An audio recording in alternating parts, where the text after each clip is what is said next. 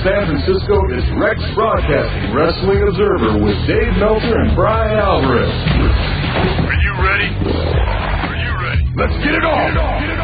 How's it going, everybody? This is Dave Meltzer. We're going to be here for the next 2 hours talking pro wrestling, and I can guarantee that this 2 hours is going to go by way too fast. So you have way too much for 2 hours. Anyway, we're going to be talking at probably about 8:45 Eastern Time to Mike TENAY and Larry Matisic, and we will be running down the Hall of Fame ballot, and we're also going to have Conan up, most likely, towards the end of the show, and talk about the various wrestlers from Mexico in the Hall of Fame, ballot, and get his perspective on that.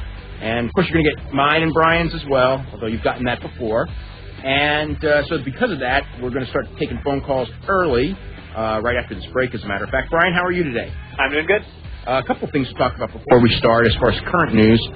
There will be a press conference on Tuesday with WWE in Los Angeles, which will be to announce the Triple H versus Bill Goldberg match for SummerSlam. They have made up their mind, and that's the way they're going, and maybe they'll announce some other matches on that show as well.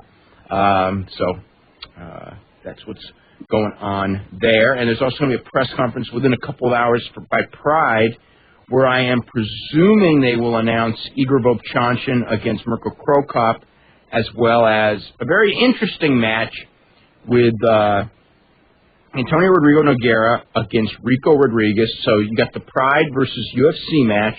In fact, you have the most recently deposed World Heavyweight Champion from each organization. Of course, Nogueira recently losing to Fedor Emelianenko, Fedor, whatever. And of course, Rodriguez recently losing to Tim Sylvia. And just interesting that we now have on that show, the August 10th Pride show, you now have two UFC stars with Chuck Liddell and Rico Rodriguez on the show. That's right. Yeah. Going back to the WWF thing real quick, it's kind of strange to hear they're going to have a press conference to announce a match that has never even been talked about on TV. Yes. Okay, maybe I'm the only one. How about, we're going to have some gambling lines later. Actually, we should talk about real gambling, such as what are the odds that that match actually takes place with neither of the two being injured between now and SummerSlam? Very low. Okay. Well, that's the real odds of wrestling, not so much who's going to win and lose, is it? I think that they would both crawl into the ring. So I guess the question would be more who is going to get injured and the severity. Okay. Hunter's not hurt. Hunter's hurting pretty good right now. Hey, they both are. What am I saying? And you will witness that firsthand tonight. That's right. In just a couple of hours, Hunter Hearst Helmsley and Bill Goldberg wrestle for the first time ever, and it's at the HP Pavilion in San Jose. And immediately after the show, I'm going to be rushing down there. So I'll be seeing the match, and we'll have a report up on the website late tonight. So, yeah, we'll have a lot on that later, won't we? Anyway, we're going to go head to a break right now. We're going to come back with phone calls right after this. You're listening to the Wrestling Observer Live on the Sports Byline Radio Network.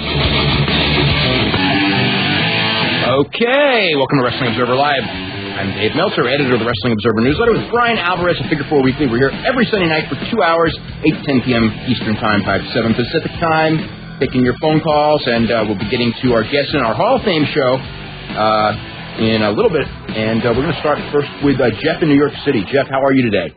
Hey, what's going on, guys? I got a couple questions. First one is on Kurt Angle. Yes. I heard a rumor, and I think that there was a torch about he's getting a big head similar to Brock Lesnar, was discussed a few months ago that he got a big head, and, an ego, that is. And I was wondering what's your... Kurt Angle's always had an ego. I mean, he had it... listen, hey, he had it in college because you better have it in college when you're a, 198-pound guy wrestling heavyweights and win. It would cause problems. What? I mean, Kurt. The management wants Kurt Angle to be a management guy in the dressing room, and he is becoming that. So if that's what they're referring to, then that's happening. Is that a good thing, do you think? Your management, yes. Some of the wrestlers may not think so. I don't know. I would say not a good thing. He hasn't paid his dues enough to be management. Wow. All right. My other question is about the X Division. I watch a lot of matches from ROH and the X Division and NWA TNA, and they all do a lot of good moves. But I wonder, in 10 years, are they going to be able to do half of these moves I mean, where is it? I mean, they're good matches, but I mean, I'd rather see something more something with psychology. Where do you think wrestling? Okay, well, here's the problem: is that when you have, I'll just give an example. Amazing Red, a guy like that cannot get over unless he does the stuff similar to what he does. Now, a 210-pound guy or a 250-pound guy, can certainly get over doing more psychology-oriented matches. But small guys, if you want a small guy to wrestle like a big guy, then the small guys just simply aren't going to get over. I mean, no matter what you tell them, and WWE has that problem in that they want the small guys to wrestle like big guys. But, that's what opened the business up to the small guys was doing the crazy moves. Now, in the long run, is that good for you? No, they're all going to break down because of it, but it's never been it's always been a business about big guys up until in the United States, the last 10 years or so. So that's what opened it up to them. So to ask them to work like big guys, I don't think it will work for them. Bryan, do you have any ideas on that? I think another problem is that they have to do, like, the high-risk stuff, but there is a limit. And I just watched some of the X Division matches, and I can almost see that it's going to become numbing to the people that are watching at home. It already is when you do it too much. Yeah, you have to pick and choose when to do it, not just go out there and do a million things. That will never work. Yeah, little guys can use psychology in their matches, but they have to. But they can't. I don't think they can use the identical moves as the big guys. Well, it has to be psychology built around the high flying that they do. Right. It's not just going out and doing 750,000 high flying moves, because by the end of the match you've forgotten every single one of them, you've killed yourself, and you've numbed the audience, and that's bad. So to me, the style would be like what Rey Mysterio Jr. does now. Yeah. Yeah. Okay. And my last quick question is, where do you think Chuck Liddell? How do you think Chuck Liddell is going to fare in the upcoming Grand Prix tournament? Oh, that is so hard. I don't know how anyone's going to fare there because any one of those don't you think pretty much, with the exception of probably Kiyoshi Tamura, and maybe Sakuraba, anyone can win that's in there if they just have the right night and the right luck and it's their day. And I think Chuck is one of those who can win. I would even say Tamura. I would give him. Oh, that would be so hard for him to beat three guys. I could see him win. I could see him winning any match he's in. Although it would be tough. It would be tough. Everyone would be tough. Yeah. But I mean, I remember when Tamura wrestled or fought Vanderlei Silva, and Vanderlei won, but Tamura gave him a very competitive fight. Yeah. And if I kept thinking that if Tamura realized how well he matched up with Vanderlei and wasn't so scared going in, that he might have won that match, or he certainly would have had a good shot because he heard Vanderlei standing. He was afraid to strike with him, but then when he struck with him, he did pretty darn well, and Vanderlei wanted to take him down because of his great middle kicks. Yeah. So, Chuck Liddell has a chance to win the whole thing, but I can't even begin to predict what's going to happen there. With Alistair Overeem, I think one's going to knock out the other, and I just think it's the one who gets the punch in first. Okay. All right. Thanks a lot, guys. Okay. Let's go to Ron in Milford, Connecticut. Ron, what's going on? Hey, Dave, Bryan, how are you tonight? Doing good. A couple of topics. First, I was reading my Observer a few weeks ago on the salary structures on the WWE, and I couldn't believe that the wrestlers still have to pay their road expenses. Yes, they still do. And I'm wondering, it's probably fodder for a column later on, but what exactly would it cost the WWE to cover all those road expenses, and what do you think it would do for the morale of the wrestlers if they did? Well, Vince would have to take a pay cut in his bonuses. And that's not happening right now because it's a buyer's market. What's funny is in the 80s, that when they would go on tour, that they had to pay their own flight back home? Really? Yeah. Yeah, and in fact, one time that, the guys all stood up and just go, you should at least, they all got together. It's like one of the few times they ever got together and go, you should at least be paying our flight home. And the office, in fact, did, from that point forward, pay their flights home. But what it will take is everybody going in there. Was there a point where if it had to be so close, you had to drive? Didn't they do that at one point? Well, they have rules as far as how many miles you fly or drive. I don't know if they're set exactly, but it's right around the 500-mile mark, I think. But if everybody in the dressing room got together and just said, hey, we really should have our road expenses paid, and they had a big, and everyone stuck firm, they would get them paid. But if it doesn't happen, it won't happen, and they haven't stuck firm on anything in about 15 years. Another thing to consider is that they could say something like, okay, listen, we will put you up in the cheapest hotel in the entire city, and we will give you $5 a day for food. Yeah, but that's not car. That's not any. No. You have to like all sports, with the exception of wrestling, they have like certain rules. Like you get a certain amount of meal money. You get a certain, they put people up at very nice hotels. And I mean, I'm just telling you what I see happening. It would be something like that. No. That would have to be negotiated in because I think the hotel they could get that. Yeah, that would have to be negotiated in anyway. Do they have anything now with the company stock or stock options? The wrestlers don't. I mean, a lot of the wrestlers do have company stock, but they had to buy it themselves. Oh. Some of the management got stock options, though, I think. I know a lot of the upper management people have a lot of stock. Some of them have sold a lot of stock, too. Yeah.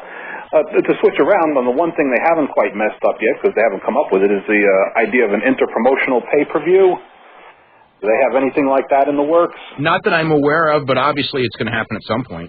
I don't think it's going to be this big of a deal right now because they've never really. I don't think they've gotten the brand separated. Big deal at all at this point. Yeah, I mean, I don't think you would add one extra buy. Yeah, I think they could plan it out a year in advance.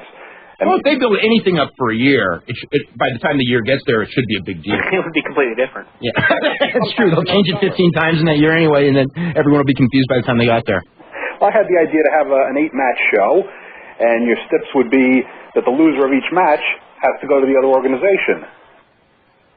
Interesting. Which would leave a lot of plot lines open. Maybe have a tournament with each show to pick the 8 or 10 guys who are going to the pay-per-view. And then you'll have your subplot lines, where maybe one guy who's in a tournament has another guy who doesn't like him, who wants him to lose to try to get rid of him. That's it. Yeah, you could do an interesting show like that. And then to balance it out, you can have things like a double countout or a double DQ. Oh, you don't want that. No, you don't want that. Well, maybe in one match. Yeah, you could do it in one match. But it better not be the last match on the show. We've seen how that happens, and that doesn't work very well anymore. No, they could set it up with a 1-hour special in prime time the month before. Maybe have like a lottery pick once each show has its 8 or 10 wrestlers. You have to decide who's going to fight who. Oh, okay. Set up an angle. Yeah, I mean it's viable. A network show to set up an angle. No, they've got their own. They've got 4 hours to fill each week. They could use that, I think. Yeah, they could do that. They do have those specials are supposed to get though. That they never have. So what does it matter? Well, the point is it's not the worst idea. No, I know. But they actually utilized. I always like when we get callers that have better ideas than the actual writing crew. It doesn't happen all that infrequently. Well, it's the potential. In fact, on some ideas, we rarely have callers that have a worse idea, like the invasion. That's right. I don't think we ever had one caller with a worse idea for invasion than the one that ended up happening. Yep. And they couldn't mess it up. But what you want is a second WrestleMania. Yeah. Well, they got one if you look at the buy rate of the first one. So evidently that was an angle that could not be messed up once. Okay, but it could be messed up twice because they didn't get a second one out of it. Yep. I was wondering also why were you still so. You still seem so down on the split promotion idea. Oh, just because it's meant nothing, and because business is in the toilet, and aside from that, I'm not down on it at all. So save from 4 hours. Okay. We got to go to John, okay? Okay, take it easy, Dave. All right, very welcome. John, what's up? Hey, guys. Hey. Dave, after seeing the Kane fire angle, I've decided to totally quit on WWE. The Kane thing on. Sorry. For some reason we have a technical problem. We're going to go to a break right now. We're going to come back right after this. You're listening to Wrestling Observer Live on the Sports Byline Radio Network.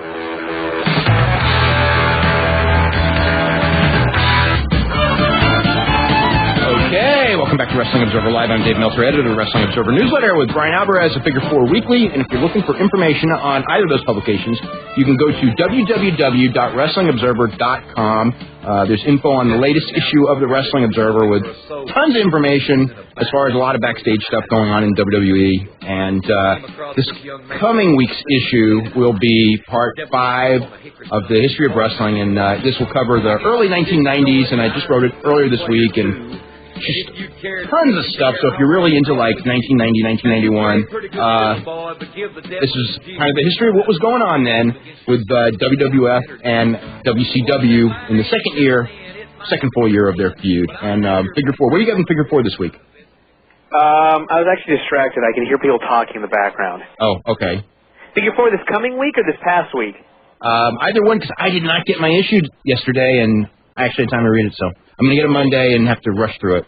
Well, this past week I did a breakdown of Ohio Valley, kind of as for anybody maybe in WWE that never watched the show, which would be everybody, kind of explaining who everybody is. I did that one a couple. Remember when I did that one? Yeah, exactly. It didn't help. I know. It's a failure, but I figure at least the readers will know, so they can have a good laugh with us guys on TV. That we watch every week on TV. Isn't it like the funniest thing to watch the Basham brothers, who are like so good on OVW, and they're like so absolutely nothing when you watch them on SmackDown, and they're the exact same two guys? Well, I made that exact comment. It's like, I can imagine people watching them on SmackDown who don't see Ohio Valley and reading our newsletters and going, what in the hell are Bryan and Dave talking about? These two guys are so boring. They obviously can't cut a promo. And, we watch them every week and they're great. I know. It seems impossible to believe, but they do it. Yeah. Anyway, let's go back to John. But anyway, you can go to www.wrestlingobserver.com. We're going to go back to John in Chicago. John, what's going on? Yeah, thanks for staying with me, Dave. Okay. All right. I was, as I was saying, I'm totally done with the WWE right now because that fire angle was it wasn't even shocking anymore. It wasn't anything like the necrophilia. It's just so stupid. Now the stupidity level of their booking staff has really gone through the roof now. Yeah. And it's just like, I mean, to me, this is what I look at it right now. Who cares if this press conference is going to, announce Triple H and Goldberg? I know in August Triple H will lay down for Goldberg, but he'll get the win back again. Goldberg, they'll probably try to get some pay-per-view matches out of him, but he's not there for the long term. And they're booking. I was talking to some of my friends on this. When their contract comes up with Viacom in 2005, I don't see a future for them in cable, in syndication. It's too soon to really read what's going to happen in 2005. But this is the thing I'm wondering about. Even though we're only a couple years away. But yeah, I understand. But it's like, their major source of revenue is TV and pay-per-view right now, and I guess merchandise. Well, more TV and pay-per-view than merchandise. Right. A lot more. Merchandise is not. House shows are even ahead of merchandise. Okay, your ratings are going downward. They're actually stable now. They're way down from their peak. Right. But they really haven't declined any since But you still have last year. You still have content that drives the high-end advertisers away. And always will, as long as these people are running the show. Right. My thinking is if there's a new regime, with that a new regime. That's pie in the sky. I'm talking that runs TNN or UPN. Wouldn't they look at it and say, I'd rather have the Shield or Monk or something like that on rather than this. Well, all that stuff could happen at any time. Yeah. That can happen. That's what happened on TNT. Right. Realistically, WCW did probably more money now. Yeah, WCW did not get taken off the air for bad ratings. Even though the ratings were down from the peak, they got taken off the air because the new program director didn't like wrestling. And you also have to consider that at any time there could be a new program director coming into any station and going, how come Raw and SmackDown are always the highest rated show on the network or whatever, and we don't have wrestling? We have Stripperella or whatever. Okay, but we haven't had that program director, have we? We couldn't, but I'm saying it could happen tomorrow. It could happen tomorrow. You know what? Their programming so far, the accessory programming to Raw and all that, it has been bombing basically. This new stuff. Yeah. Well, the TNN TNN really hasn't done well with a lot of stuff that they've spent a lot of money for. Right, because you look at TNT. TNT just runs basically Law and Order reruns and sometimes original movies, and I sometimes see them in like the top 5 as far as basic cable networks. Yeah, they're doing fine. They're doing good actually. And you don't have that thing. And look at USA. USA is doing fine without wrestling. Yeah, so I'm just, it's just, to me, it just seems like, are they going to wake up at all? Are they in such fantasy land? Yes. I swear to God, Yes, they are. This is Vince's way. His programming is the way. He doesn't go to a psychiatrist. He does his programming to get his therapy done. That's funny that Sean Assail sort of wrote something like that at the end of his book. That's what we watch on Raw and SmackDown. I mean, what do you see? What do you see, Dave? I mean, to me, just looking at this one angle, Triple H and Goldberg. To me, it would be better if Triple H actually faced Kane in a tweener role. Kane as being the tweener, because, to me, don't say that because Triple H may decide that's a good idea. I mean, do you think?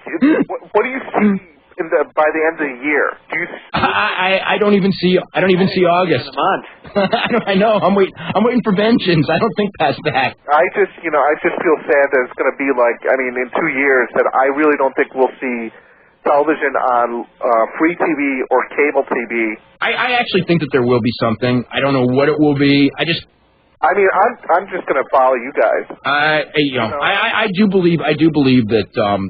But you don't know. You don't know what's going to happen in September 2005. But I don't see them being off of all television for good. I just don't see that one happening. Well, I'll still be following you guys on the internet because, you guys actually, the commentary you guys put on Figure 4 Weekly and the Observer issues are more entertaining than their shows right now. Well, thanks very much, but I don't take that as big a compliment as some people would.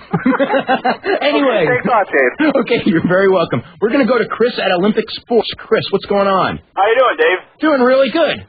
Oh, it's a pleasure to talk to you. I've been reading your newsletter for about the last 6 months. Oh, thanks very much. I love it. You're also been in a lot of newspapers.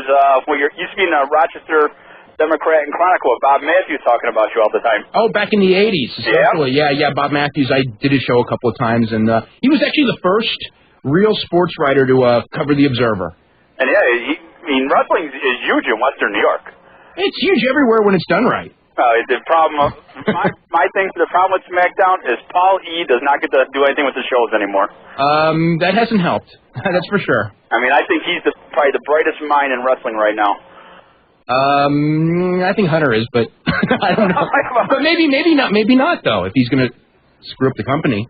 Yeah, it's inherit a screwed up company. Yeah, right now what wrestling basically needs, they need a second company to get up big. Yeah. I think NWA TNA could be there.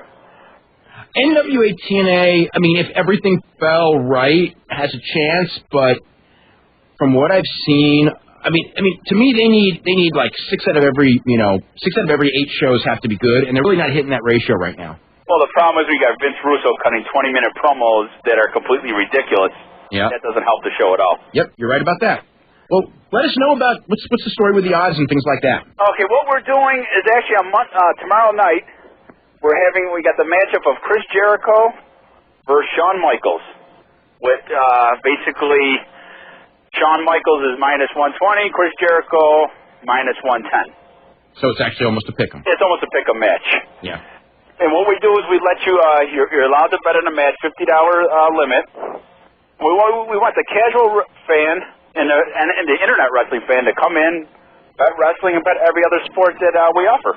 Mm-hmm. And what we do is we also offer NWA TNA on Wednesday night, and every WWE pay-per-view. Mm-hmm. And you offer betting on TNA? Yeah. Wow. I just look at the booking, and sometimes I'm like, what if you have a match with 2 guys and like a guy that's not even in the match ends up winning? Well, it's a no action then. Okay. Everything's like thrown out then. Yeah, it's in a disclaimer that both say there's a double DQ and there's no winner announced and there's no action on the match. Okay. What we also do is, like for tomorrow night, I haven't put it up yet, is which wrestler will hit their signature move first. Will Jericho get the Lion Tamer on Michaels first, or the Sweet Chin Music will let it hit Jericho first? Oh, who gets the first? Oh, that's an interesting concept. And we like that one, and what we're looking. How about if what Linda McMahon will do? No, nothing on that yet. Oh, okay. Because I don't know. I mean, with her, you never know which way they're going to go with that on that sport. How about will Linda McMahon give a stirring performance? She'll have that out there. She's frozen.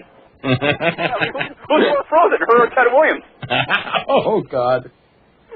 Oh, poor Vince. I mean, even when we try not to knock his family, it just keeps happening.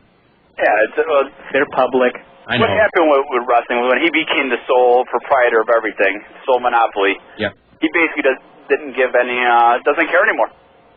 I think he cares. I think that he especially cares about being a big star, though. Yeah, he's basically booking himself. Yeah.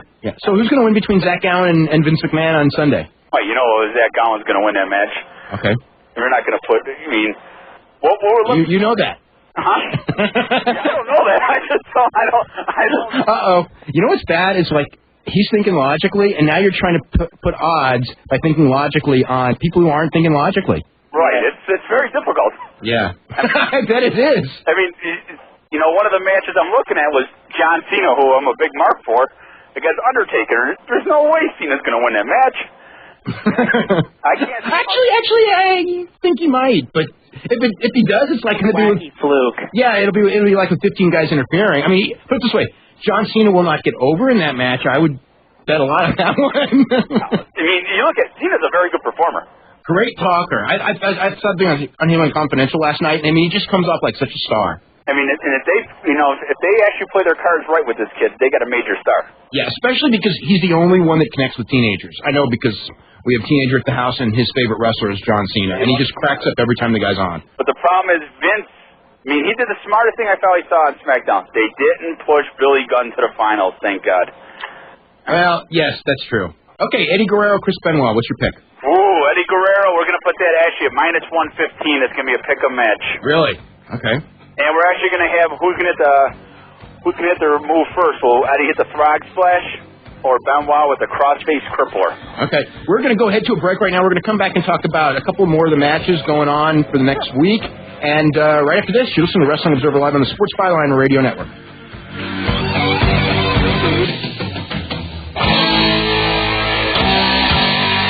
Okay, welcome back to Wrestling Observer Live. I'm Dave Meltzer, editor of the Wrestling Observer Newsletter, with Bryan Alvarez of Figure 4 Weekly. We're here with Chris from Olympic Sports. We're also going to have Mike TENAY and Larry Matisick up talking about the Hall of Fame in just a couple of minutes. Chris, I guess we should go through some more stuff.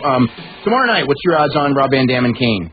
Rob, right now we're not going to put that up because I can't see any way that RVD will win that match. Well, there you go. I mean, what we try to do, Dave, is put up the matches that are basically pick them to basically where we don't want the obvious matches up there, okay? Mm-hmm. I mean, like during WrestleMania, we had a lot of people asking for Hulk Hogan or Captain America. It was Hulk Hogan on versus Vince McMahon. We didn't put that match up because then everybody know that there's no way the Hulkster was going to job out to Vince. In the arm wrestling match, he did though. Yeah, that he did. But what we try to do is in a rematch, he probably might. Now he would. Yeah. But what we try to do is put. What are your odds going to be for Brock Lesnar and Vince McMahon in a couple of weeks? Oh God, is that match actually going to happen? I think in a couple of weeks. Yeah. Are they going to do it? Is it going to be on a SmackDown show or a SmackDown? I think. Oh, how could Vince win that match? Actually, you're right. He's not going to win that match. No. But let's go through. Are you doing odds for Pride or K1 or UFC? We have somebody that does them for UFC and all those the martial arts matches in UFC. They have those up there. Okay, but nothing for Bob Sapp and Chemo in Vegas. I don't know if they have that up there next. I actually don't do those odds. Okay, well. I wouldn't be able to tell you on that. Okay, and for the Vengeance pay-per-view, the three-way with Brock Lesnar, Big Show, and Kurt Angle. Right now, we're looking at the Big Show. He'll be plus 500. And, his weight. That's good. Yeah, that's about it. And Lesnar will be the favorite at minus 125, and Angle will be minus 175. Okay, and Sable and Stephanie McMahon. That will be a pick-em match. Okay, and Benjamin and Haas against Mysterio and Kidman. We're looking at Benjamin and Haas minus 140, Mysterio and Billy plus 110, with a special prop in there. Which wrestler will get hit with the 619 first? Okay. Haas or Benjamin? Or Kidman.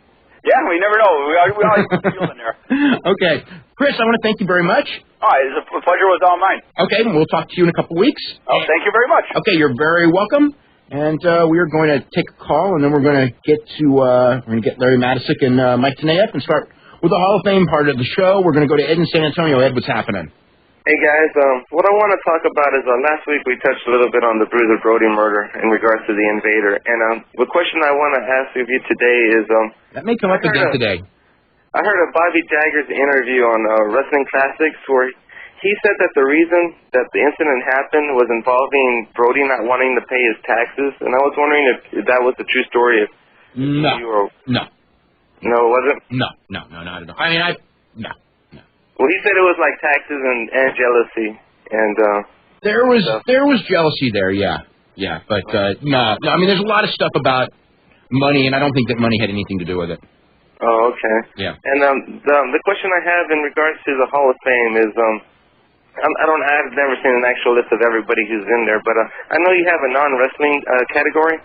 Not so much a non-wrestling category, but guys, there are guys that are on the ballot, and like this year, it's Jesse Ventura, Don Owen, and Paul Heyman.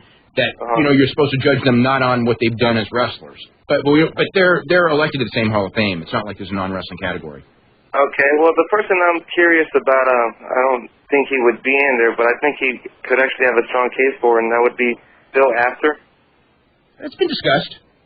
Really? Oh yeah, it's been discussed. It's been discussed before. Bill Apter's name, yeah. The reason I say Bill Apter is because when I was a kid, watching I mainly got the Texas wrestling and I got Georgia. But I would always buy the Aftermath, so I always knew pretty much everybody in the different territories. So when someone came in, I knew who they were. And I've heard you talk about like how the Sheik went to California and no one should have known who he was, but he was over. And I think like a lot of stuff like that had to do with Bill Apter. I really thought. Well, Bill Apter made Lex Luger, so that should disqualify him right there. But I'm just no, but to me, okay. The thing with Bill Apter is that Mexico has their equivalent, and Japan has many equivalents, and I don't know that Bill Apter was better at that than them.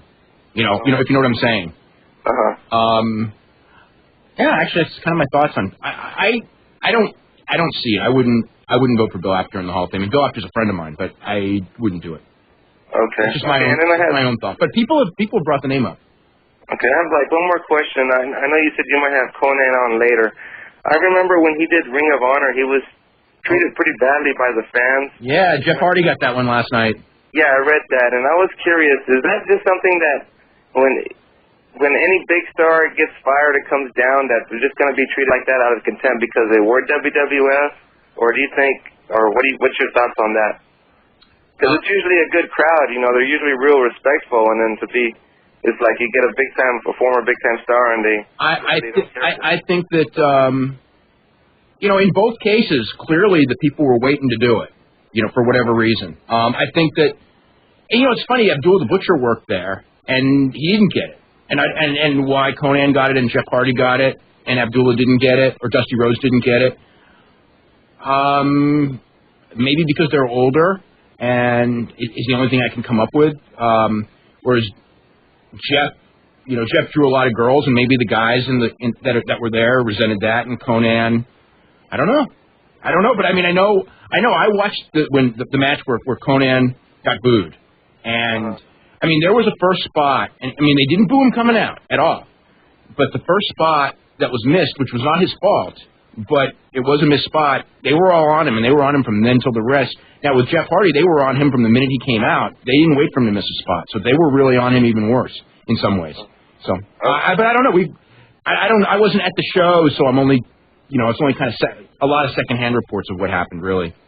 And I haven't seen a video, obviously, of last night. Okay, well, thanks for taking my call, guys. Okay, we've got, now, who do we have here? I know that we have Mike TENAY up. Is that correct? I'm here. You're here. Okay, is Larry Matisic here? I'm here. How you doing, Dave? How you doing, Mike? Doing great, Larry. Doing good. I just want to say thanks for spoiling my Sunday, and I don't mean by guesting on this radio show. I was just going to spend a nice leisurely day, go to the casino, bet a few baseball games, and then you can bet on wrestling now. Talk about this Hall of Fame tonight, and I've spent 2 hours trying to put together my ballot. You add names, you subtract names. You consider history, you consider so many different aspects, but I do have to admit that it makes for awfully fascinating conversation. Yeah, I expect, when you and I talked earlier today, I realized that we're going to have a heck of a show because there's so much to talk about and so many different perspectives and so many things. There's two things I wanted to ask you about, Mike, because since we talked about this actually, or you talked about it and I didn't want you to tell me, but there were two things. For one I want to ask you about, and this has nothing to do with the Hall of Fame, but since we have not talked to you on this show since Zane Bresloff passed away, and I know that you have very strong feelings about the coverage and lack thereof of Zane Bresloff and what that says about the wrestling media.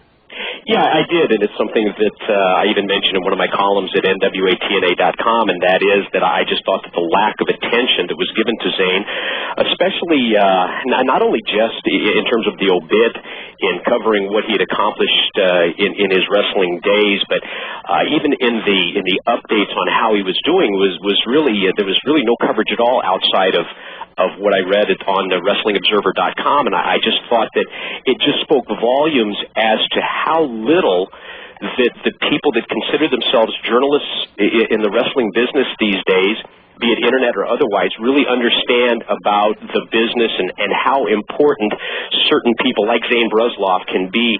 Just because they work behind the scenes, just because you don't hear them on this radio show or you don't see them on a TV program every week, doesn't diminish how important they were to the overall success of the company. And I think that during the glory days of WCW, you could make an argument that Zane would be one of the top 2 or 3 most important people in establishing WCW and in bringing it to the top when we did have that great run a couple of years back. And I just felt that he really didn't get he really didn't get what he deserved in terms of that kind of historical notes by everybody that, and in some instances from certain websites and certain newsletters that didn't write anything about it at all. Just sort of left a bad taste in my mouth. Okay. Doesn't surprise me at all, though. That's the history of the wrestling business, Mike. There's a lot of people behind the scenes that don't get any credit. And I'm going back a million years, but I can remember Sam Muchnick telling me in St. Louis many years that Toots Mott was the real power in New York. Yeah. And, behind the scenes, but how many people really knew that Toots Mott was the guy doing the maneuvering and the manipulating and all that stuff that Vince McMahon Sr. got credit for? Right. Of course, that was a completely different era, Larry, when there was hardly any knowledge about what went on behind the scenes. And I just think that it's kind of funny and ironic that so many years later, when everybody thinks that they really know everything about what makes the business go, how few people actually maybe really do. Well, and Dave and I have talked about this, too. How many people really do know, Dave? I don't know, but not as many as they think they are, and not that's true. Knows. That's true. The other thing, nothing to do with anything. Go to the Hall of Fame. Okay, well we're actually gonna have to go to a break in just a second before we kick this off. In fact, we'll go to the break right now and we'll talk to Mike about another thing. We'll all bat around, including Bryan. We'll start going through names and also talk about. Mike had some observations on why it is so difficult for current wrestlers as compared to wrestlers of the 50s, 60s, and 70s. So we'll talk about that right after this. You're listening to the Wrestling Observer Live on the Sports Byline Radio Network. Okay, welcome back to Wrestling Observer Live. I'm Dave Meltzer, editor of the Wrestling Observer Newsletter, with Bryan Alvarez of Figure 4 Weekly. And our guests for the remainder of the show, we've got Mike TENAY, and we all, of course, an announcer from NWA TNA, and Larry Matisic, former St. Louis announcer and wrestling fan going back way too many years, but more than 40 years, and they're probably the 2 best people I could come up with.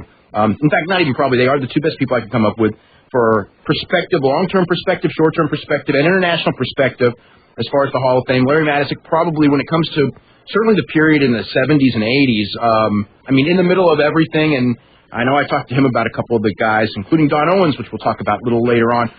What I want to do is, I guess since we're running out of time in this hour, before we start with the guys, I guess we'll do that right after the hourly break. But Mike, again, you said that you wanted to talk about your thoughts on why it is so difficult for the guys, current wrestlers and guys from the 90s to get in. It almost seems as if there's an air of negativity that is directed towards the wrestlers of the era of the 90s and beyond. And I guess initially just a couple of thoughts that came into my mind.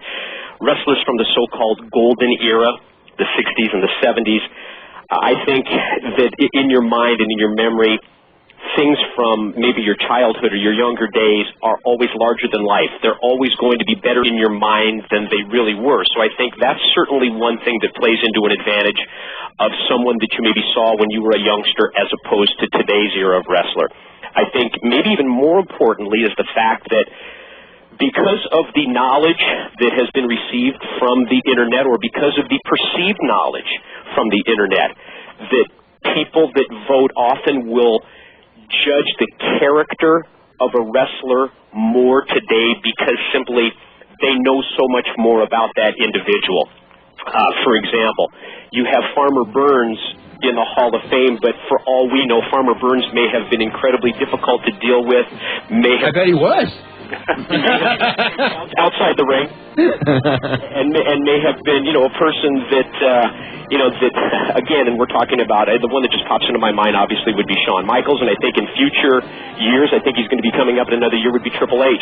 Yeah, well, there's going to get just painted with that negative brush because of that, and I think also it's just so much more of a sophisticated fan.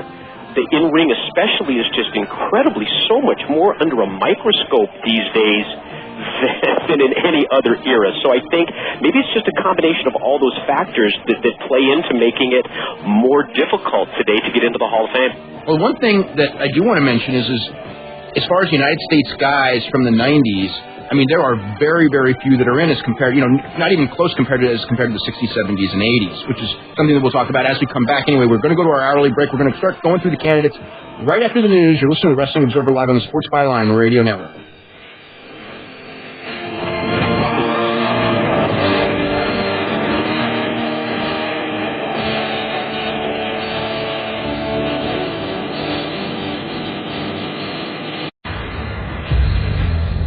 Welcome back to Hour 2 of the Wrestling Observer with Dave Meltzer and Bryan Alvarez. Are you ready? Let's get it on! Okay, we're back with the second hour here on Wrestling Observer Live. I'm Dave Meltzer, editor of the Wrestling Observer newsletter. We're here with Bryan Alvarez, of course, of Figure 4 Weekly, Mike TENAY, and Larry Matisic, longtime wrestling announcer, booker, promoter. He's pretty much many, many different things for many, many different years in pro wrestling. One of the things I want to mention is you guys can call up at 1-800-878-PLAY, and it's after we talk about different candidates. If you have any kind of feedback you want to throw in, you can call in and talk to all of us. We're going to start. What we should do is, I just want to also make mention that Larry Matisic, Mike TENAY, myself, and Bryan, none of the four of us have voted. We have until August 1st to vote. And actually, there's a couple of ones that I'm kind of on the borderline. One that I decided on the car ride up, and I know Mike's been like that, and Larry I know has been like that, and I don't know where Bryan's at because me and him have not talked about the Hall of Fame, I think, hardly at all, with the exception of Shawn Michaels, which we've talked about for a year. Yes. Anyway, we're going to start. What I'll do is, I guess to make it easy, we'll start with Bryan, we'll go to Larry, and then Mike, and in that order. And I'll give a candidate and just go with yes, no, and your feelings towards the candidate, and then we'll discuss from there if they're ones that we have disagreements on or if they need more discussion. Some of them are not going to have a lot of discussion, and some will probably have a lot. So anyway, we'll start with Arn Anderson. Bryan, you go first. I would say no. Okay, Larry. No, good performer, solid guy, but no, not a Hall of Famer. Mike TENAY. Tremendous on the mic, solid as hell in the ring, never a draw on his own. I'm going to say no. Okay, and I'm going to agree with that, and that's about as far as we need to go. Bob Backlund, Bryan. What about Atlantis? We're going to do those with Conan later. Wait for Conan, okay. Yeah. I'm not sure because I would have to go back and read the article you wrote about Bob Backlund in Madison Square Garden because apparently he was a much stronger draw than I had always been led to believe. But I'd say borderline right now, but probably no. Okay. Larry. Okay, I'm going to go yes on Backlund. At the time when he went up there, he was a huge deal. And he did exactly what he was asked to do for the WWF, which was draw money and provide an all-American face and a different look to the championship. He did what he was supposed to do. He did it for a fairly long time. And, again, I come from more the promotion side of it. He drew money. Drawing money counts. So I'd say yes. Mike. Yeah, with each of these individuals, I always try to think in my mind of pluses and minuses, and I think I come up with more positives on Backlund. You think about the era of the late 70s into the mid-80s, certainly one of the biggest stars in the world, ability to draw the huge crowds at the Garden. I don't think really given enough credit, both in terms of the longevity that he had there, and the fact that he really wasn't an ethnic champ that was created for a particular audience. Downsides, not necessarily a great worker. The comedy comeback hurts him, but I'm still going to say yes to Bob Backlund. Okay, I'm going to say yes to Bob Backlund as well. You know, the thing is that what really does hurt is that most of your champions, after you're an ex-champion, you remain like a big star in the industry and a big player, like Harley Race and Dory Funk Jr. and Jack Briscoe and all of them. And Bob, really, after he lost the title, he had a pretty much nondescript rest of his career, and I think that hurts him a lot. But still, for those 6 years, he was one of the 5 biggest stars in the world. He did draw. It was a very strong period for wrestling. And, yes. So, okay, we're going to go ahead to a break right now. We're going to come back and talk about people like Carlos Colon, Chris Benoit, Masahiro Chono, and Ultimo Dragon right after this. You're listening to Wrestling Observer Live on the Sports Byline Radio Network. Okay, welcome back to Wrestling Observer Live. I'm Dave Meltzer, editor of the Wrestling Observer Newsletter, with Bryan Alvarez of Figure 4 Weekly. Our guest this week, Mike TENAY, announcer for NWA TENAY, and they have, of course, pay-per-views every single Wednesday night. They're going to be up this coming Wednesday, and with AJ Styles and D'Lo Brown. 2 out of 3 matches. They're going to do a match where in one fall it has to be by pin, one fall has to be by submission, and third fall, if needed, will be a ladder match. That's the main event. And, of course, Larry Matisick, who's been around wrestling for his entire adult life, for more years. 22 years. For how many years? Oh, well. I'm just going along with you, Dave. It's all right. Go ahead. Okay, for longer than Mike or me, by far. I remember Kenji Shibuya, but so does Mike. And so absolutely. I started watching in '62, Larry, but I think you probably beat me by a couple of years. I started watching, actually, 59, where it sticks in my brain, but I can remember Best Box and Texas Wrestling from the mid-'50s. So there you go. Kenji Shibuya was on, probably the first TVs that I ever saw, too, in 71 in San Francisco, or 70. But he doesn't belong in the Hall of Fame. No, he does not. Yeah, he lives out here, too. But, yeah, no, not in the Hall of Fame. Now, the next one, this is one of the most controversial picks for a lot of reasons. Carlos Colon, and I guess we'll go with Bryan first.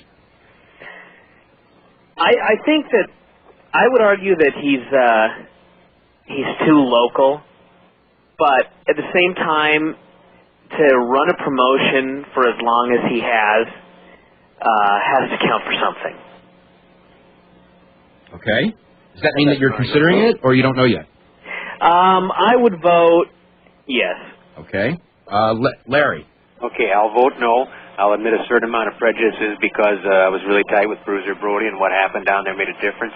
A certain agreement there with what Bryan said about running promotion for a long time, but by that standard, Tony Costa from South Broadway Athletic Club in St. Louis should be in because he's run a promotion there for 30 years. But this was a promotion that had some a different promotion. Serious success for a while there. I might be too close. I just don't see him as a Hall of Famer, though. Okay. I'm going to say it's longevity, but also a top draw in his area, and it's a credential that I think it's as strong as almost anybody in history. You look at 25-plus years, a huge TV star in Puerto Rico, a tremendous drawing card. If we are going to put in a conduct clause in the Hall of Fame, then I guess you can make an argument against Carlos Colon. I'm going to say yes, but then again, I would also vote for Pete Rose. Okay. I would too. Rose. I don't think he's as strong as Pete Rose, as far as that goes. No, I just meant on the conduct. Oh, no, I know what you're saying. I go back and forth. I mean, I will readily admit that if it were not for the death and the murder of Bruiser Brody, that I think I would have voted for him. And I do think that makes a difference, and I can't, I know Mike and I have talked about this.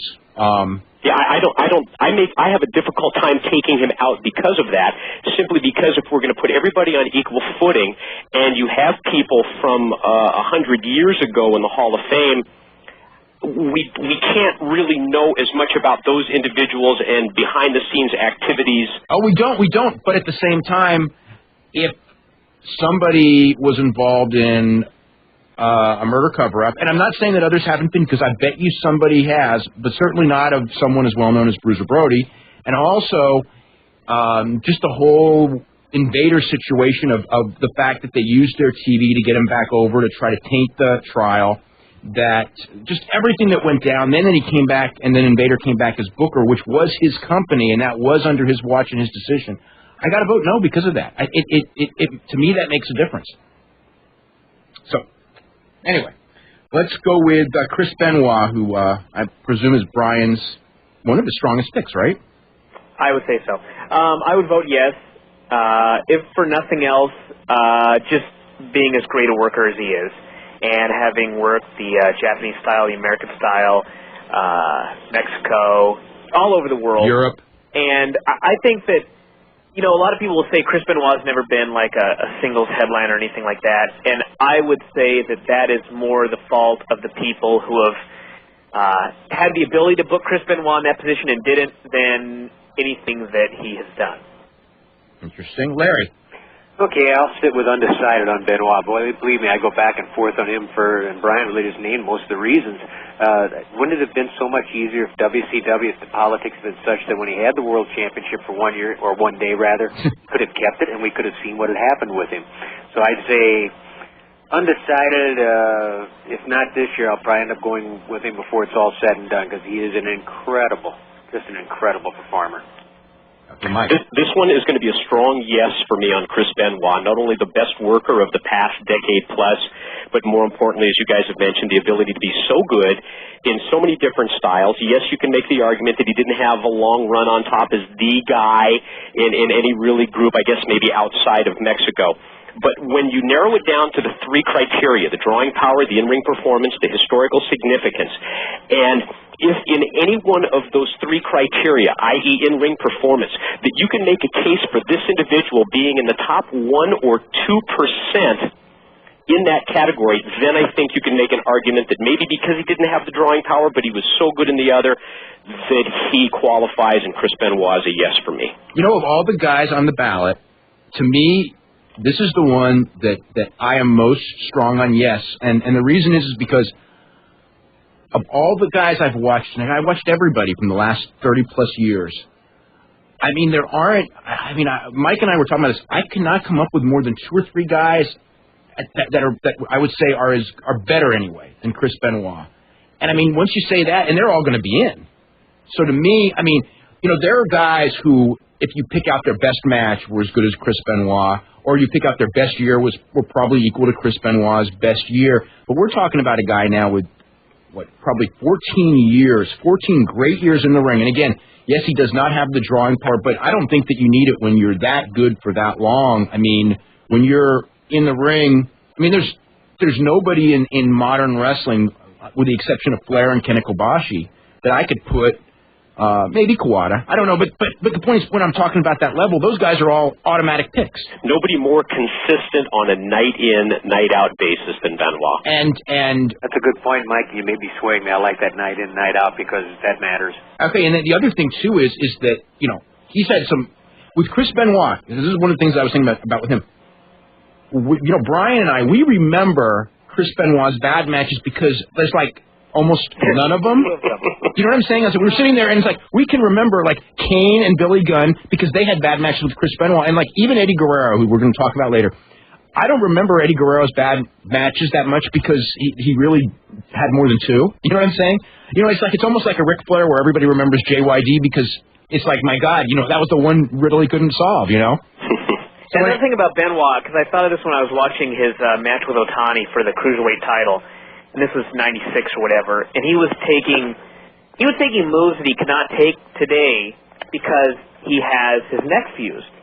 And the reason for that was because of all these crazy things he did back in the 90s or whatever. But today, even with a toned-down style, not killing himself, I don't look at it and go, God, he was so much better back then. I mean, he's just good at today. He could do more moves then, but his matches are just as good. Yeah, you know, he's adapted like from him when he was unable to do that stuff. Yeah. He's adapted like Jushin Liger did to, you know, what they couldn't do, but he's adapted better than Jushin Liger in my opinion. As far as, like, because his matches are just good. Jushin Liger, you know, I mean, he'll have some good matches here and there, but he absolutely is not what he once was. You know, and everybody will say that, whereas with Benoit, you really don't. Okay, Masahiro Chono, which is an interesting pick, Bryan. I would vote yes. Okay. Not only I think it's mostly the drawing that I've seen him do, like this past year, or the past couple of years. He's done very well, and also as a booker and as a performer, and I just think if you put it all together, I would have to say yes. Okay, Larry. Okay, I'm unfortunately a no on Chono, but then again, I'll admit perhaps I'm not as smart on the situation as I should be. He was a good worker. I know he went through a lot of injury problems and everything, but there's a lot of background with him. But unfortunately, I'm a no. Okay. On the fence on this one, but closer to a yes than a no. Primarily, Bryan, you know, brought up about in the past year in what certainly has been a down time in Japan He's drawn some incredible crowds in the ring. I can't give him a Hall of Fame ballot off his in the ring, but I just because of what he's accomplished, an overall historical standpoint, I'm leaning to a yes with Chono.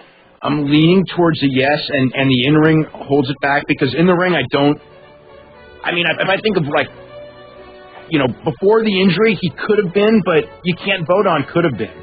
And after the injury, no, in the ring. But as far as, like, if you look at his standing, as far as his star power in Japan, and the fact that, on the big shows, when he was put on top, and granted they were with good people, but still he was in there, they drew a lot bigger than they would have drawn without him, and I'm going to go with the yes. But of late, don't you feel that way? What, helped himself in the last year? Yes, in the last year. The last year plus, absolutely.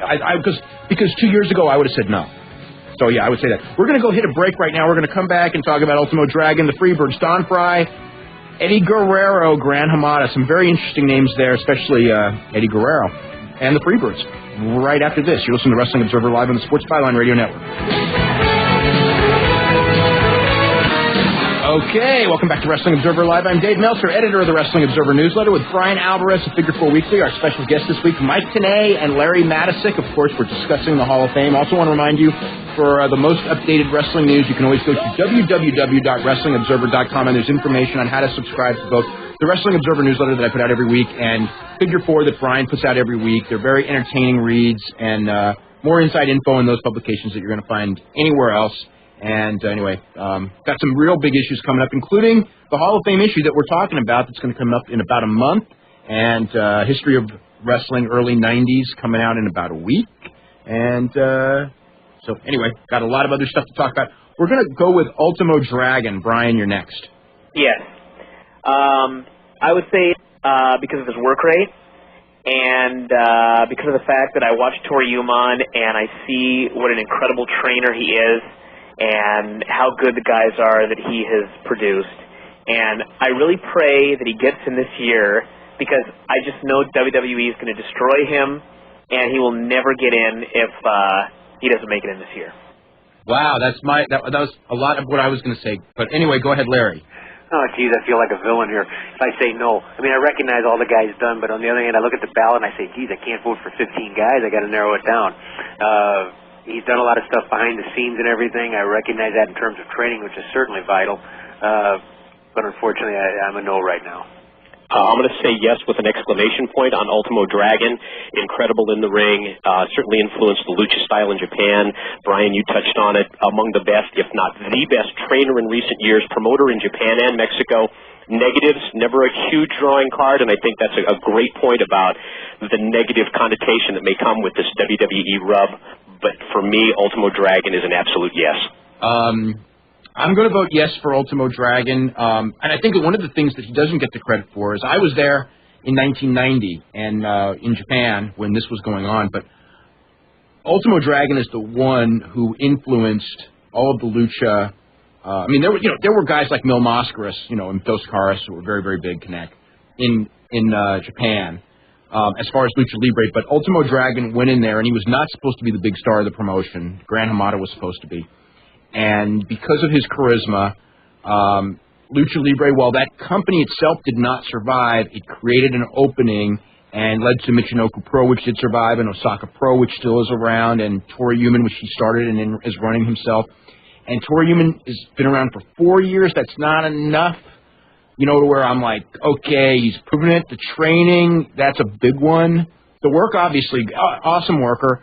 And I also think that if he doesn't get in this year, that it's going to be a lot like a lot of guys from Mexico that came to the United States that will not get in, that would have gotten in had they never come to the United States, but they never would have made the money had they not come to the United States. A very interesting thing, but I think that the WWE, it's going to cool him off completely.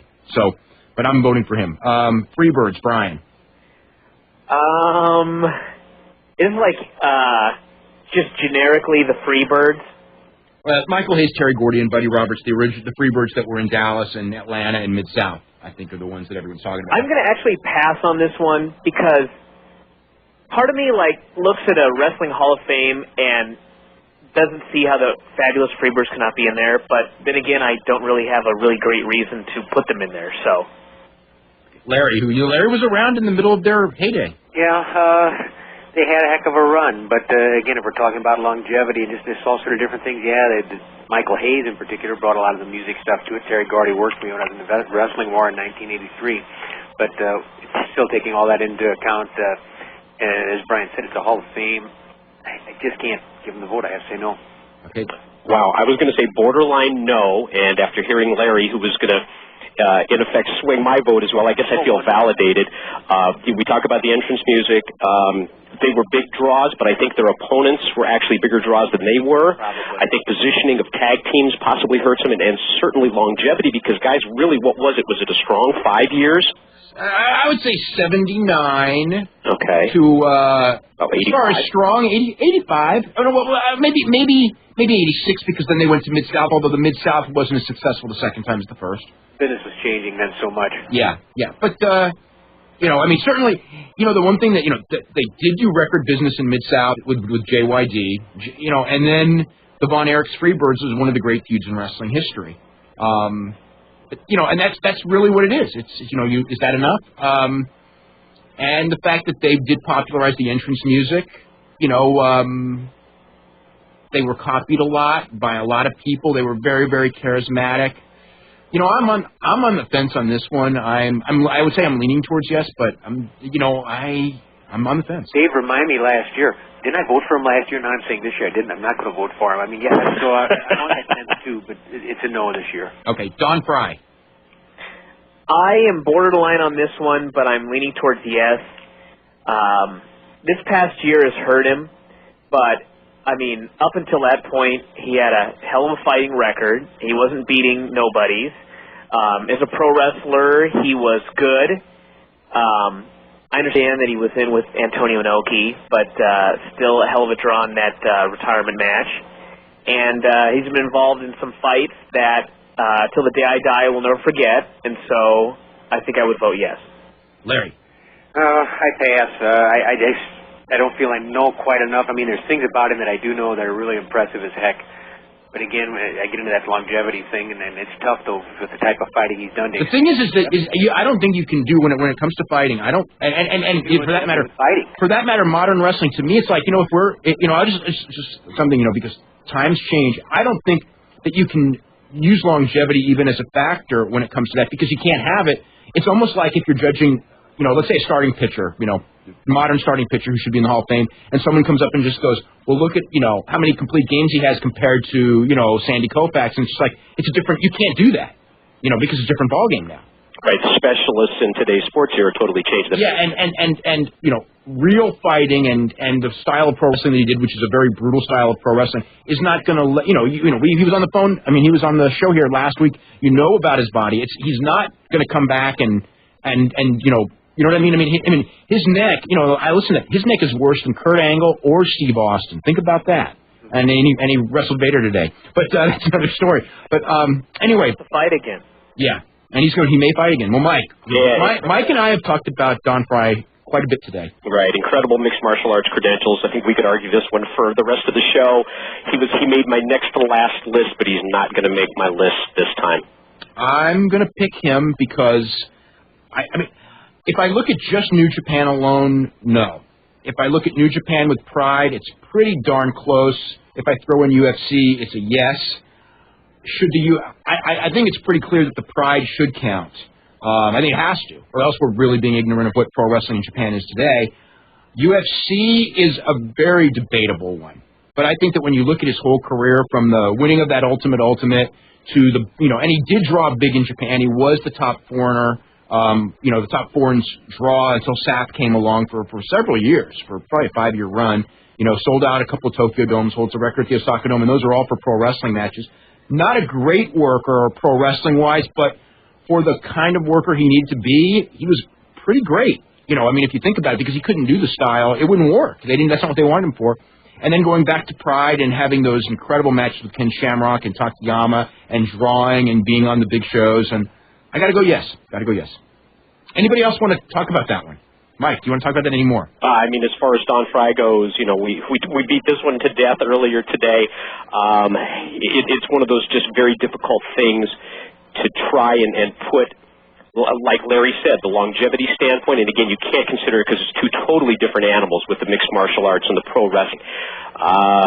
It certainly wouldn't upset me if he made it by any means, but I just don't have him on my list this year. Okay, Eddie Guerrero. Different Ed to the Hall of Fame. Dave have a little somehow a different part for MMA, and then. Well, I don't think MMA, but when you're talking about Japan now and what it's turned into, you know what I mean? Yeah. Some of those guys. Certainly to me, Sakuraba has to go in. I mean, that would be almost a slam dunk, just because of what he's done.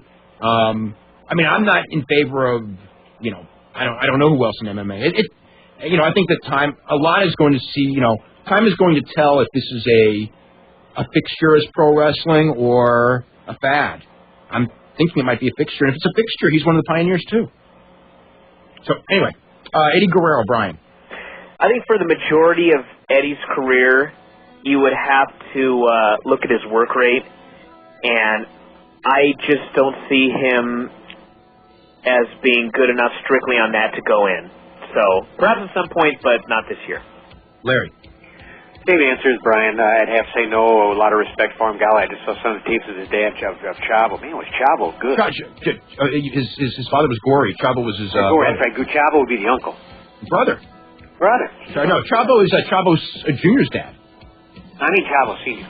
I mean the Chavo. Chavo Senior is Eddie's brother. I didn't realize that. Shows how dumb I was on that. Okay. Oh, well, anyhow, Eddie, no. Okay. I certainly see the argument that people make when they talk about placing Eddie Guerrero with Dragon and Benoit. They say if you put Benoit and Dragon in, you have to put Eddie in. I sort of see that argument, but I think if you really look over his career, you'll find that Eddie has not been as consistently good on a night-in, night-out basis as those guys, whether it's the personal demons that he certainly looks like he's overcome in recent years, or whatever the factor would be. I would certainly anticipate a yes from me down the line in future years for Eddie Guerrero, but in 2003 it's a no. I agree, and I think Eddie is arguably the best wrestler, and certainly one of the handful of best wrestlers in the world today. I do expect at some point I would probably vote for him, but I can't this year either. So I think we're all in agreement on that one. We're going to come back. We'll talk about Gran Hamada, Volkan, Owen Hart, Hiroshi Hase, Kurt Hennig, and more right after this. You'll listen to Wrestling Observer Live on the Sports Byline Radio Network. Okay, welcome back to Wrestling Observer Live. I'm Dave Meltzer, editor of the Wrestling Observer newsletter, with Bryan Alvarez of Figure 4 Weekly. We're here with Larry Matisic and Mike TENAY. We're talking about the Hall of Fame. We left off with Eddie Guerrero. We're going to go with Gran Hamada. Bryan. I think I voted for Gran Hamada last year, and I'm not sure if I will this year. I base that mostly on longevity and the fact that at 50, whatever he is today, 54 or something, he was still really good. And now I don't think that I consider that enough, and because I think that the way that things are going these days, you're going to be seeing a lot more guys in their 50s that are decent in the next... Do you really think so? Well, I mean, the guys that don't work the style that kill themselves. I don't know that you're... I mean, we may. I don't know. I actually... Who would that be besides Larry Zbyszko? No, I just see that, 40 now is not what 40 was 20 years ago. And I would not... because of drugs. 50 still going in another 10 or 15 years, so I would have to vote no. Okay, Larry. No, and I'll keep it short. Keep going. Great worker, ability to adapt his style at his age to the times, absolutely amazing. Lack of charisma, lack of draw in big time, he's a no for me. I voted for him in the past, and I think what's hurting him, and I'm not going to vote for him either, and I think that, he's come close to making it on several years, is that he, by switching from Michinoku Pro to All Japan, he became a preliminary guy and not even an important preliminary guy, and I think that hurts him a lot, even though he's in his 50s and you look at the whole career. The one thing he's got going for him is I think very few wrestlers were that good for that long, but... yeah, does not have the charisma. And, I mean, while a great worker, I don't think he's the greatest worker I've ever seen or anything like that, so I guess I'm going to go with no. Volkan, Bryan. I would say just for being a pioneer in MMA, I would have to vote yes. Okay. recognize that, but unfortunately I'll vote no because once again I'm trying to tighten my list, not to make it longer. Okay. I would agree. Certainly, I think his below-the-radar career, as far as U.S. fans are concerned, or U.S. people in the business, kills his chances. Incredible draw with rings, but he's not on my ballot this year.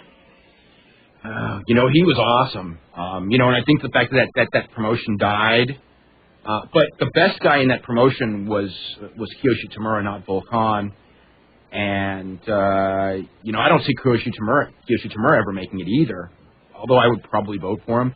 I think leaning towards no. Owen Hart, Bryan. I would vote no. And it's too bad because had his career continued, I don't believe for a second that he would have retired.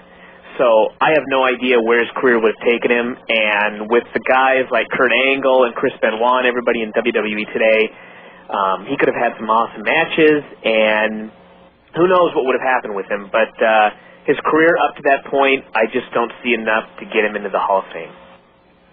Unfortunately, I agree. No, we were cheated out of seeing his best years. Yeah, incredibly innovative flyer early in his career. It's a no for me, but with a question, Dave. Do you think if Owen Hart had worked the majority of his career in Japan and continued along the path that he did in the early years of his career, that we would be talking about him in terms of being a Hall of Famer?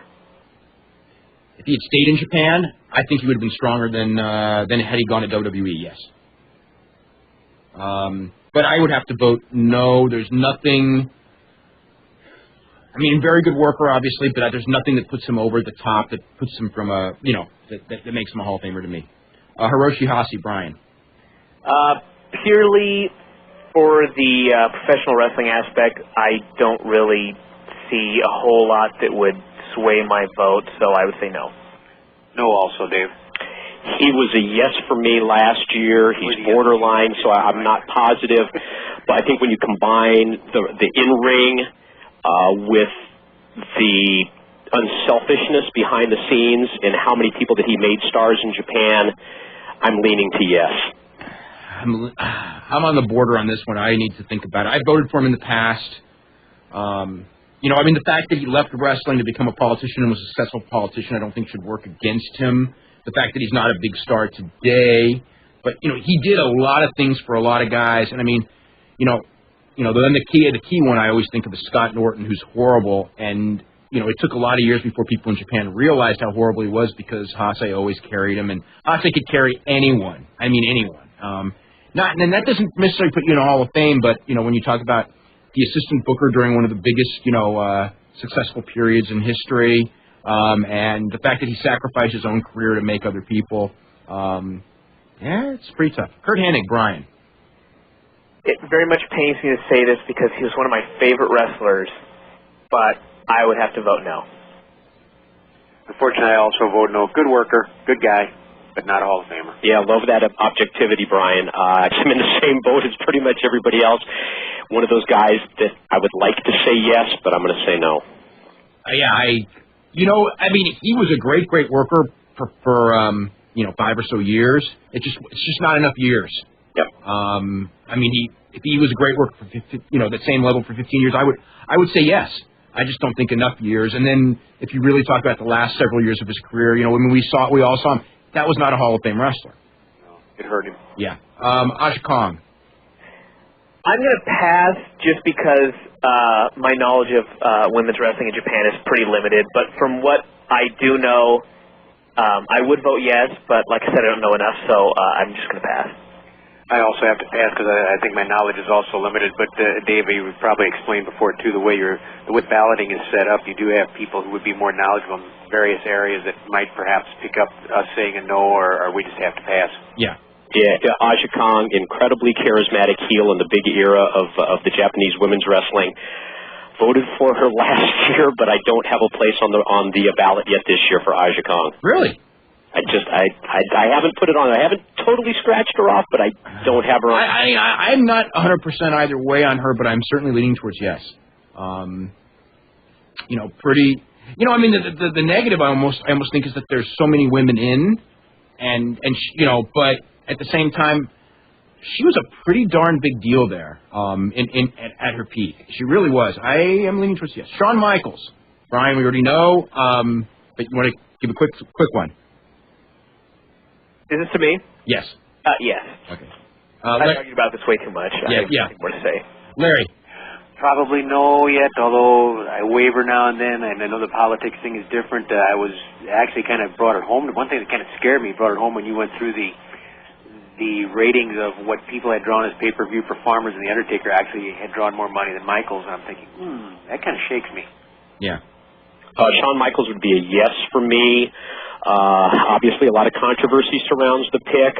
I'm going to try and take that as much as I can out of the equation, and even with that in the equation, he's still a yes because of, I don't know what it was, 4 years, 5 years as a main event singles wrestler, factoring in also a really strong tag team era when the Rockers were, there was a couple years the Rockers were the best tag team in the business. Shawn Michaels is a yes. I go with Shawn Michaels, obviously, as a yes. I mean, it's a balancing act, and I mean, the thing to me is he's just too good not to be in, and he's one of the best I've seen, and I'll leave it with that. Midnight Express. Bryan. I would vote no. Okay. Also no. Great in-ring tag team in their era, but I think once you separate Jim Cornette from the Midnight Express, and obviously Cornette is in, but I cannot put the Midnight Express in, that's a no. I'm considering them because, again, since the Midnight Express, I have not seen a tag team that good, and so many of these tag teams that are around now copied, the double team stuff from them. I have not decided on that one yet. Moolah, Bryan. Nope. Okay. Larry. Nope. No. Well, then we're unanimous on that. Gorilla Monsoon. No. Another no. Yeah, it's a no, and I think you mentioned last year about Monsoon possibly should be moved over to the other category because when you take into effect the announcing and the years and years behind the scenes of work that he did, but Monsoon is a no for me. Okay, here's Dick Murdoch, which is always a close one. I'm kind of on the fence with Dick Murdoch. I would probably vote yes, both for in-ring work and influence as far as guys who obviously idolized Dick Murdoch growing up and became pro wrestlers, so I would probably vote yes. Larry. I'm also a yes. I kind of feel that, he's comparable to a Wahoo McDaniel went in, and on a secondary issue, I saw two guys get great matches out of Dick the Bruise at the end of his career. One was Ric Flair, and one was Dick Murdoch. Wow, it's tough to vote against Larry Matysek on Dick Murdoch. I know. Don't worry about it, Mike. It's always been funny, but I think for 10 years we've been talking about Dick Murdoch being the dividing line. Yeah, he always is. He always was that guy. I guess in my mind, I certainly remember how he had some incredible matches with guys that you'd say there's no way you can have a good match out of that guy, but then at the same time, I can certainly remember the nights that Dick Murdoch took off, and I'm going to say no. Sorry, Larry, but okay, I respect your opinion so much on that one, too. I saw him never take nights off in St. Louis, so I was fortunate that that's true. He wasn't going to do that in front of Sam, was he? I guess I'm going to go with no. He's a great wrestler, and he has a lot of respect, and it's almost a numbers game thing. Bryan, I go with Yuji Nagata. I would say no at this point, but I would not have any problem probably at some point in the future voting yes. But at this point, no. No also, but down the road, good chance. You never know. Yeah, it's a third vote for me that's a no. But again, Yuji Nagata, if you can put together similar numbers that he has done in terms of being on top in Japan in the last year plus, if he can do that for several more years, then I'd consider him. Yeah, I agree. I think it's too early, but I certainly consider him as a guy down the line who could be, but not this year. He just needs a few more years. Rock and Roll Express. I'm going to pass at this point. Really? Yeah, just for now. Yeah. I can see arguments both ways, and I'm just going to pass. Larry. I'll take a no on it. I mean, they did what they could do in their level. They were terrific performers, but I don't see them in the Hall of Fame. incredibly influential as a babyface tag team for their era, and obviously how they've influenced tag teams and tag team matches from that point forward, but it's a no. Okay, I agree. We're gonna hit a break. I'm gonna see if we can get as many of these next ones in because we're running low on time. But anyway, we'll be back. Maybe I'll have to pick just 3 or 4 of them. We'll be back with a few of the controversial ones or close ones right after this. You're listening to Wrestling Observer Live on the Sports Byline Radio Network. Okay, welcome back to Wrestling Observer Live. Dave Meltzer, editor of the Wrestling Observer Newsletter with Bryan Alvarez of Figure 4 Weekly, Larry Matisic, and Mike TENAY. We've been talking about the Hall of Fame, and we are going to run out of time. We're not going to get to everyone, and unfortunately, there were several people that I wanted to discuss that we're not going to get to, but I'm going to pick a couple of names that we can talk about. Undertaker, Bryan. I have always voted no, but when I look at, we were just talking about this earlier, the number of guys from the 90s that are in the Hall of Fame from the U.S., it's like 3. And just looking at the longevity, the fact he's always pushed as a main eventer, I would almost sway my vote to yes. Dave and I talked about this yesterday, and I'm on the borderline on The Undertaker. I'm probably leaning that way a little bit for almost the same reasons Bryan said. I always gave credit to the gimmick, not to the man. Now, he's kind of got a different gimmick. He has been there for a long time. That's hard to do today. The fact that 90s wrestlers haven't gotten in yet, well, I think they'll get in down the road. There's nothing that says you have to be in the Hall of Fame when you're 35. You get in when you're 45, you're still in the Hall of Fame. But I'm kind of leaning his way a little bit simply for the longevity, although it's not the strongest vote in the world. Yeah, he was a yes for me last year, and Undertaker will be a yes for me this year for similar reasons that were just mentioned. Go ahead, Dave. Yeah, I would agree. Don Owens. Don Owen. Bryan. Strictly for longevity, I would almost say you would have to vote him in, just for having run a promotion for like 200 years, and the Portland territory, so many great workers came out of it. I would have to say yes. Larry, who knew about Don Owen better than any of us. Really. Okay, well, unfortunately, I'll say no. I mean, I appreciate the longevity, but when the wrestling upheaval came, nobody's really trying to push Oregon out. And the other thing, too, a lot of young wrestlers were sent to Don Owen by the Sam Muchnick, the Fritz Von Erichs, the Eddie Grahams of the world, hey, train him. And that's important. But I don't know that Don Owen is Sam Muchnick or Don Owen is Paul Bosch. And so, while I appreciate and respect everything he did for a lot of years, I can't put him in the Hall of Fame. Mike. Perfectly put, Larry. He was a survivor as far as a territory, but it was a territory that really didn't flourish on the non-performers list. He's a no, but Jesse Ventura is a yes from me. Okay, we are out of time, and we may have to talk more about this in a couple of weeks. I'll try to get everyone together, and we'll also talk about the Luchadors, since we never got to them because we didn't finish the first list that we were going to get to. So anyway, I want to thank Larry. I want to thank Mike so much for joining us tonight. I knew this was going to go too quick, and it did, Bryan. We'll see everybody in a couple of weeks. You're listening to Wrestling Observer Live on the Sports Byline Radio Network.